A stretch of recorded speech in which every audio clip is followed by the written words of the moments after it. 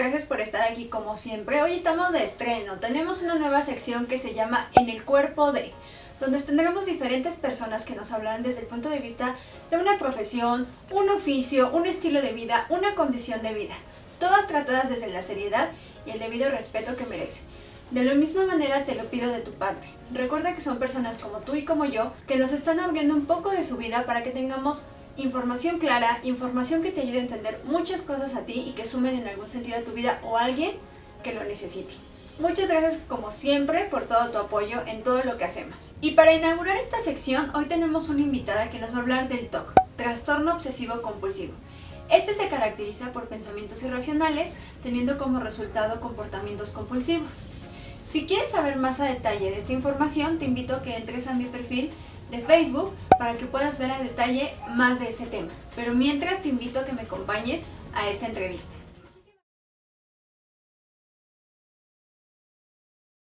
Muchísimas gracias por estar aquí, por compartir con todos nosotros información muy importante que a veces nos hace falta tener y que creo que si la tuviéramos tendríamos otra visión. Pero antes de empezar con la entrevista, me gustaría saber quién es Lili. Bueno, pues Lili es una mujer de 31 años, es mamá soltera y pues es trabajadora y lo que hace es que saca a su nena adelante todos los días. Ok, y créeme que estoy muy orgullosa de ti, digo, tengo la fortuna de conocerla y sé qué tan trabajadora y responsable eres con tu hija. Lili, platícanos un poquito, porque yo ya les daba una introducción ese ratito de qué es el TOC, trastorno obsesivo compulsivo, pero más allá de una definición y de leer características, ¿cómo se vive el TOC? Primero vámonos a, ¿hace cuánto te diagnosticaron y cómo lo vives? Bueno, hace como 3 años Ajá. empecé a tener así como unos síntomas, por ejemplo, repetía algunas cosas que hacía, acomodar mis zapatos de cierta forma. Ok. Por ejemplo, cuando cerraba la puerta, la cerraba cierto número de veces porque sentía que iba a pasar algo a mi hija en este caso, que si no lo hacía, pues le iba a pasar algo, entonces tenía que cerrarlo, por ejemplo, ¿no? Entonces me di cuenta y empecé a buscar en internet, escribiendo qué tiene la persona cuando repite esta forma de... Entonces encontré que decía que era el trastorno obsesivo compulsivo, entonces me puse a leer el artículo y me di cuenta que muchas cosas de las que venían ahí pues me estaban sucediendo. Ok, entonces digamos que tu primer acercamiento es vía internet, checas ciertas características, te identificas, ¿y qué sigue después de ahí? Pues después decidí buscar ayuda profesional, porque sí me di cuenta que me pasaba mucho. Era así como muy repetidas las cosas, por ejemplo, cuando lavo los trastes igual los enjuago cierto número de veces. Cuando no lo hacía, me venía un pensamiento negativo a la mente, que le podía pasar algo a mi hija, por ejemplo, y decía, no, si hago por ejemplo, este ritual, se llama ritual, si hago este ritual de enjuagar los trastes cierto número de veces, no le va a pasar nada a mi hija. Entonces, cuando terminaba ese ritual, me sentía como aliviada. Ok. Ahorita que mencionas de rituales, ¿cuáles son los rituales que tú presentas más? Cuando cierro la puerta la tengo que cerrar, cerciorarme de que está bien cerrada, cerrarla cierto número de veces igual. Cuando apago la luz también tengo que estarlo como prendiendo y apagando para que no se me venga este pensamiento negativo a la cabeza. Igual cuando voy caminando y están los cuadritos con las líneas, tengo que pisar las líneas porque siento que si no igual va a pasar algo, le va a pasar algo a mi hija. Entonces cuando termino de hacer esto pues ya no se me viene el pensamiento. Pero cuando no hago mi ritual, cuando no termino de hacerlo, me viene como una ansiedad. Es una ansiedad así como le va a pasar algo y tengo que terminarlo. Ok. ¿Cómo lo toma tu familia? Digo, no sé si vivas con tu familia, pero las personas que están cercanas a ti, ¿cómo lo viven contigo? Pues al principio como que se burlaban, decían, es que ¿cómo puedes hacer eso? Es una tontería estar cerrando la puerta, estar apagando la luz, ¿no? Incluso me hacían burla, por ejemplo mi hermano, ¿no? Pero apenas que estuve platicando con mis hermanos, me di cuenta de que ellos también tienen algunas cosas igual, ¿no? Por ejemplo mi hermana dice que cuando va manejando y ve las placas de los autos va sumando los números. Entonces dice, yo creo que yo también los tengo, dice, yo creo que todos los tenemos, ¿no? Pero ella no lo tiene tan intenso como yo, porque yo lo tengo en todas las cosas que hago, en todas las cosas que desde que me levanto hasta que me duermo, hago mis rituales. También mi hermano me dice que él, por ejemplo, cuando va a subir la escalera, dice que no puede pisar el último escalón sin persinarse, porque siente que le va a pasar algo a mis papás. O igual cuando va a bajar la escalera, dice que también tiene que persinarse antes de bajar el último escalón, porque se le viene un pensamiento negativo de mi familia, pero él sí como que evade el pensamiento negativo, no le da importancia y dice, ay, no me va a pasar nada. y se baja normal, pero sí tiene algunos signos también de eso. Ok, entonces tus hermanos sí están presentando en menor cantidad que tú, pero sí lo presentan. Sí. Ok, entonces podría ser un tema más bien ahí familiar, yo creo, ¿no? Uh-huh. Ok, en cuestión de tratamiento, ¿cómo es un tratamiento de una persona obsesivo-compulsivo? Pues yo estuve yendo al psiquiatra, incluso me mandaron medicamento, Okay. pero este medicamento me estaba provocando alucinaciones. Okay. O sea, me venían muchas alucinaciones muy feas. Uh-huh. Sentía que no podía ni siquiera proteger a mi hija, que le podía hacer daño tal vez, o cuando salía a la calle sentía que me iban a asaltar, que me iban a robar, pensaba lo peor, me imaginaba lo peor. Okay. Yo creo que fue por una mala medicación lo que me estaba pasando. Okay. Entonces, bueno, después fui con una psicóloga y empezamos a trabajar, me dijo que era terapia cognitivo-conductual. Uh-huh. Empezamos a trabajar, me decía, cuando tengas este pensamiento negativo, Uh-huh. luego piensa que Dios protege a tu hija o cosas así, que no le va a pasar nada, tienes que estar segura de que si le llega a pasar algo no es porque tú no termines el ritual, sino porque esto ya está fuera de ti. Uh-huh. Otra cosa que me dijo también que hiciera es que yo misma confrontara mi situación, por ejemplo, cuando tenía un ritual, que yo misma lo de cortar en ese momento, y me dijo, sí te va a venir una ansiedad por el momento, uh-huh, pero se te va a quitar, uh-huh, y te vas a dar cuenta de que en realidad no pasa nada si no terminas estos rituales.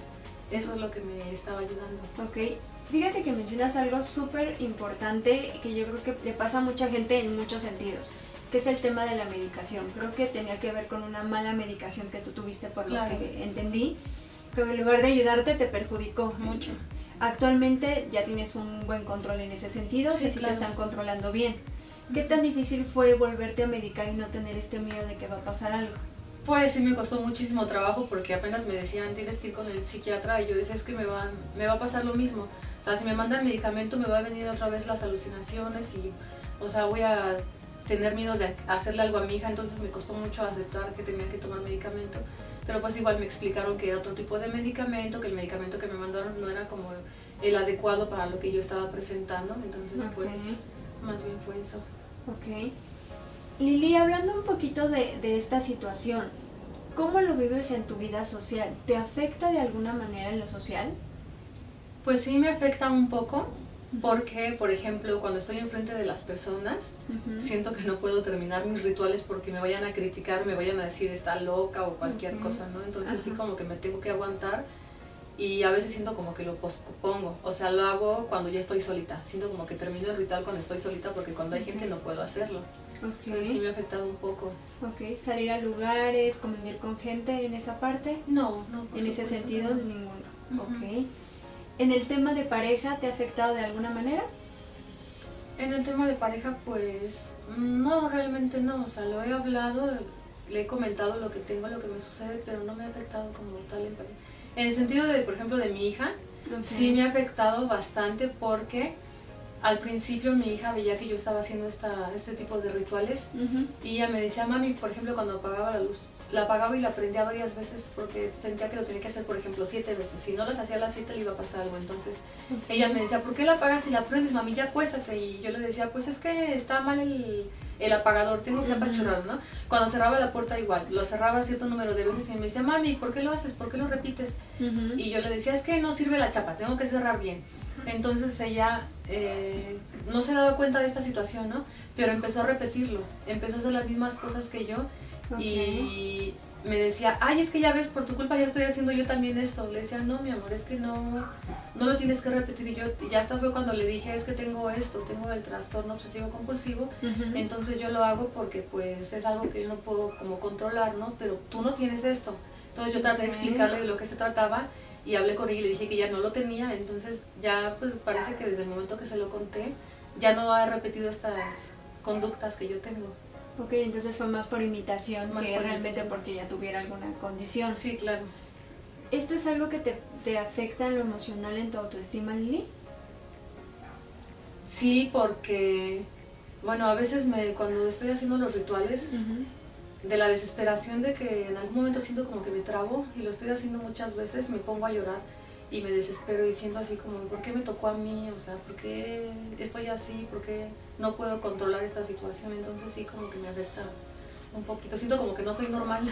Ok, pero mira, yo creo que Lili es muchísimo más que una condición, la que sea. Digo, tengo la oportunidad de conocerte ya hace mucho tiempo Y creo que Lili no es un trastorno o una situación, creo que Lili es una mujer, una gran mujer, una gran mamá, y creo que al final muchas veces nos casamos con eso, creemos que un trastorno nos define o un síndrome nos define, y ese es el error muy grande, ¿no? Que a veces socialmente nos encontramos.